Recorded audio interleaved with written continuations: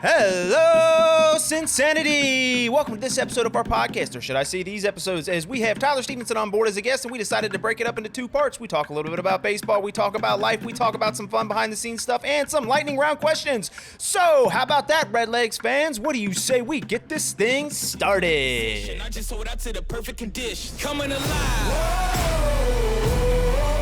Heat of the night. Now is the time. Don't try to hide. 'Cause I'm gonna harm you like an animal.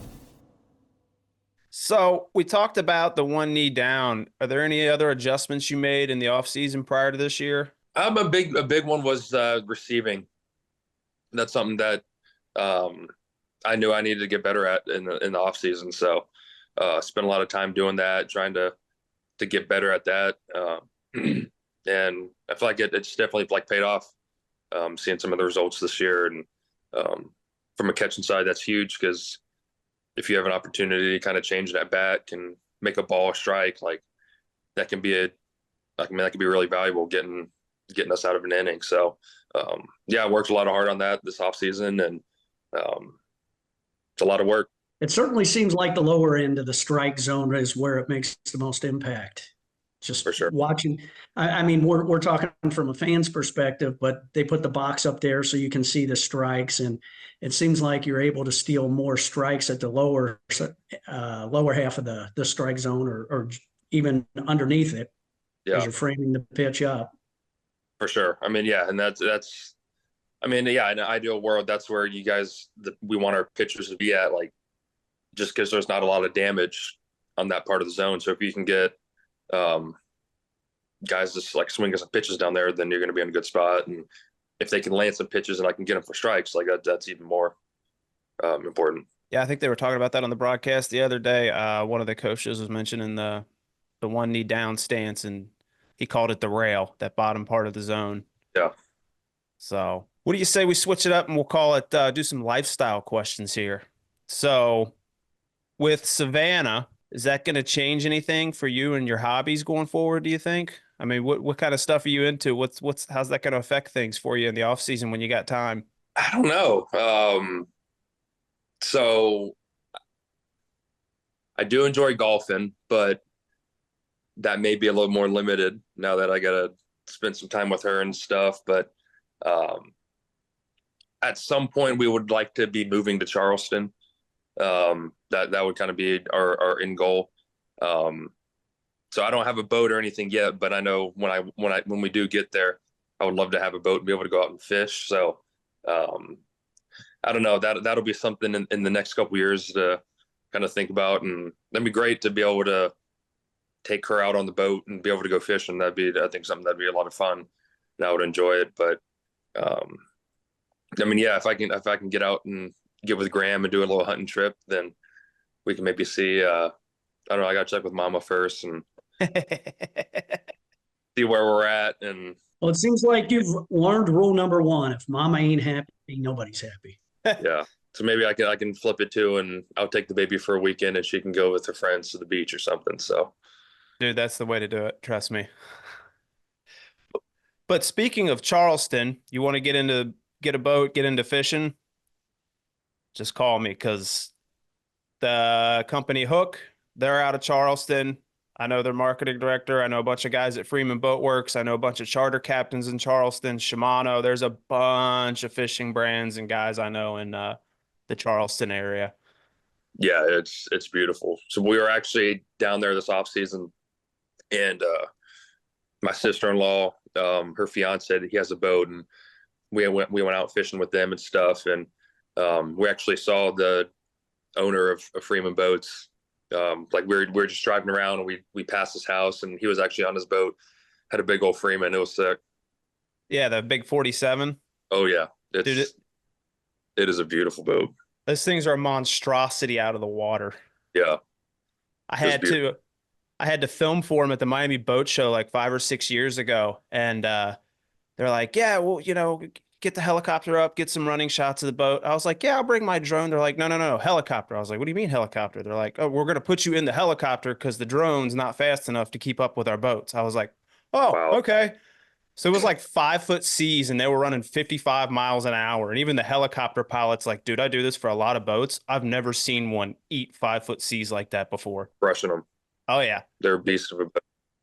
They're smooth too. I wouldn't know. I've never been invited on one yet. Here it goes. I'm just saying. Oh, shoot. I just hope, Tyler, that when your daughter gets to become an adult and has access to all of these things, she invites you to partake in them from time to time. I'm just saying. That'd be great. So is that what got you interested in hunting? Is Graham telling his tall tales in the clubhouse? Yeah. I mean, I never grew up really being around hunting. Parents didn't really, my dad never did.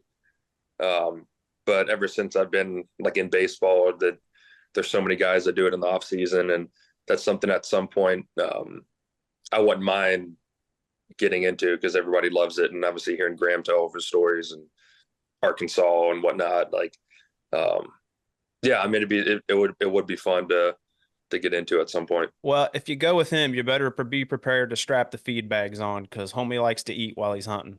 Yeah. Not just back at camp either. Nah, he cheats. He takes in his jet boil to the stand making biscuits and gravy. I'm like, that ain't hunting, dude. What are you doing? That's great. That'd be great. Nah, see, I go with the Lunchables. Lunchables, that's a classic. It's so easy. Yeah. So speaking of Graham liking to eat, let me ask you this. Who on the team is the best cook or grill master? Ooh. Wow. Because you're going to have to know this if you want to get into hunting and fishing, because hunting and fishing goes hand in hand with eating. We're a bunch of fat boys. I would say it's either between Luke Maley or Graham. Because I know in spring training, Graham's done some like cookouts and stuff before. I think he's done like ribs and stuff. And then in spring training, we did a like a little golf trip, like overnight trip on an off day. And Luke cooked up some steaks and they were great. So it's got to be one of them two. So where do you fit into the equation then? I'm basic. I don't know. I'm all right when I need to. It's a lot of pressure though. When you're cooking for people, it's stressful. Yes, it is. Oh, It worked out perfectly at the crawfish boil because I get there, he puts me on the green egg. I'm just cranking out steaks. I'm not watching people eat them. You guys were hundreds of yards away from me. I couldn't see you. So I was like, I'll just keep throwing the steaks out there. And if I don't get any complaints, I'll keep cooking them like I am. yeah, it's stressful. I mean, I've done, like I've got a Traeger at home and I've done a brisket before for me and my wife. And we're thinking like having a party one time and doing one. I'm like, man, that's so much pressure. Like, I don't know. I need a little bit more experience and some reps with it before I feel confident enough to have a party and have brisket, because I don't want to be the one that messes it up. Yeah. Dude, you deal with pressure every day of your life. Yeah. He's not wrong. I'd rather go play a game than cook in front of people, and I'd probably be more stressed out about that. You need to make a pizza on that thing. We have. Dude, it's so good. It was a New Year's Eve party, and we ended up doing pizzas instead of the brisket. It's so good. I did a make your own pizza party one time. I had like all the ingredients out in bowls on the table, and people got their own little couple of slices to make however they wanted to. And I was just over there. I had the big green egg XL and a Traeger going at the same time. I'm over here flipping pizza, sweating my butt off in the Florida heat. Oof. Yeah, cooking pizza. I'm a big fan of doing your who's a bet? Graham just texted, ask Clayton if he is scared to lose the bet of the buck on me. I don't know. I'm not really scared. I think he might have gone a little bit over on his guess, to be honest with you. I don't know. That's as wide as I've seen him for this time of year. That's a big. That's the one from last year, right? That it's the same one. Yep. Big boy. Yeah. And there's a couple more not far off from it right now. Yeah. No, tell Graham I'm not scared. Deal. I'll let him know. All right, Dad, you want to lead it off with the lightning round questions here? Yeah, this should be pretty easy. What is your favorite cut of steak? Ooh. Filet. Favorite Pop-Tart? It's important for deer camp. Brown sugar. My man. Amen. Sauce or dry rub? I'm a big sauce guy. You're flying commercial, aisle or window? Window every time. You're from the South, sweet or unsweet tea? Oh, come on. Sweet tea. All right. Well, you got to stay thin. Yeah. Coke or Pepsi? Coke. White or warm Christmas? I like a white Christmas. I mean, we don't, growing up in Atlanta and now in South Carolina, it's usually pretty hot. But there's a time when I grew up, when I was younger, we did have a white Christmas, which was really cool. Do you have a classic movie? Classic movie. Forrest Gump. Do you have a weird food that you eat? Weird food. I love every food. I don't know if there's anything too weird. Does that include Skyline chili? I haven't had it yet. You Dear. guys, sweet baby. You need to get in line behind Andrew and Graham. Everybody, I know. I'm in trouble. I've had a few interview stuff, and I need to do that. I'll do it at some point this year. What's your go-to places in Cincinnati, Northern Kentucky? I mean, Soto is kind of a staple, really good place. Me and my wife's probably favorite spot. Crown Cantina, a little Mexican place down in downtown. Mad Tree Brewery up in like Oakley. We go to it a lot, which is a fun spot. Hold on one sec. Are you living in the same place as last year? Yeah. Okay. You need to go to Rio Grande. Rio Grande? Yep. Rio Grande. Oh, okay. Right here in Newport. Yep. Okay. Now we always get the chicken fajita nachos, but you can get whatever you want. And they are a lot. A lot of food? Oh. Yeah. It's a gram size portion. Gram size portion. Speaking of Graham, what's your favorite firearm?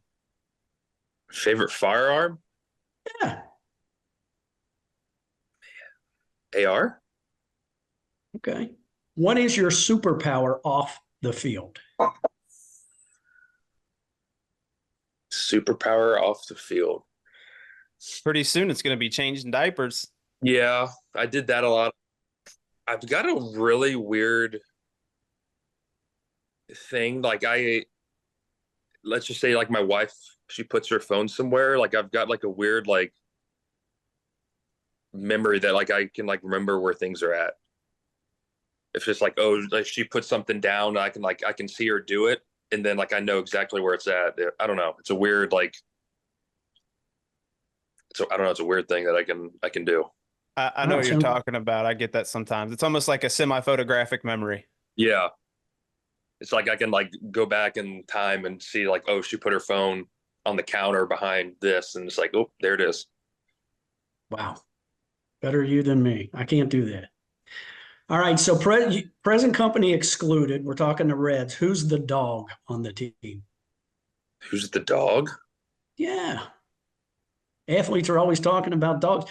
I learned from watching, what's that HBO special? Hard Knocks. Hard Knocks. NFL players have a 2-word vocabulary, fuck and dog. I'm hoping baseball players have a higher level IQ and more expansive vocabulary, but that's all that NFL players know. Like who's got the dog in them type of thing? Yeah. Who's got the dog in them? I mean, India, just how he plays, and he's just always out there ready to compete. Who's the team comedian? Comedian. Oof. Spencer? Spencer. He seems quiet.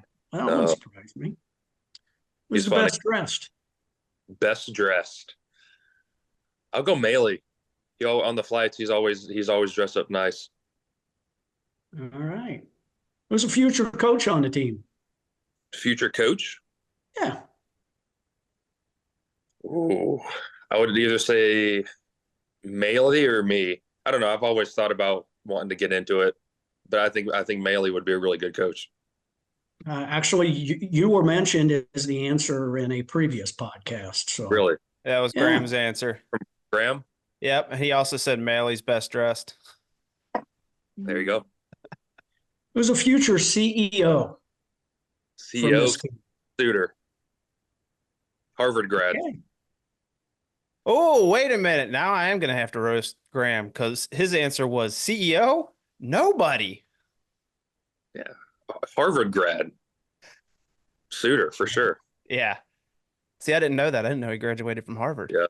I did, and he's quite an environmentalist, which resonates well in public companies these days. Sustainability, everything's about sustainability.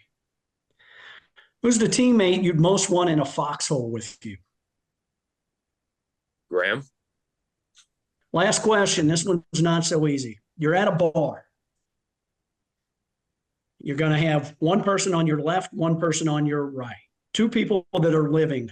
Who would you want to hang out at with a bar? Doesn't have to be anyone on the baseball team. So for me, as an example, I always find Owen Wilson to be, his humor aligns with my sense of humor. So I could hang out with him all night. On the other side of me would be Charles Barkley because he gets to say things I'd never get away with. So those two, I'd have a great night at the bar.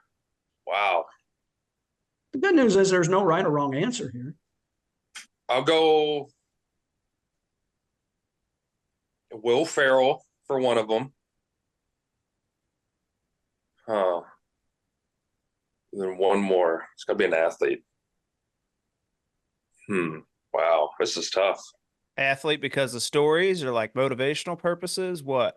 I guess Bench, Johnny Bench. I mean, being a catcher. Dude, I'm going to tell you, Johnny Bench, for someone his height, his hands are massive. They are.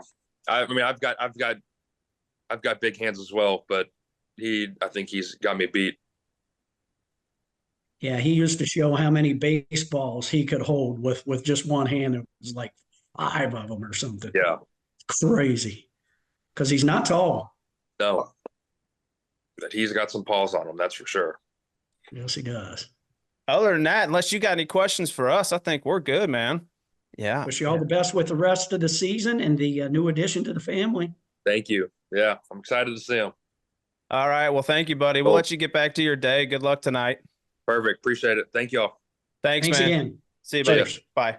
Ladies and gentlemen, boys and girls, thank you for joining us on this week's episode. We had a lot of fun with Tyler. Next week's going to be just as much fun. So until then, whatever. See y'all next week.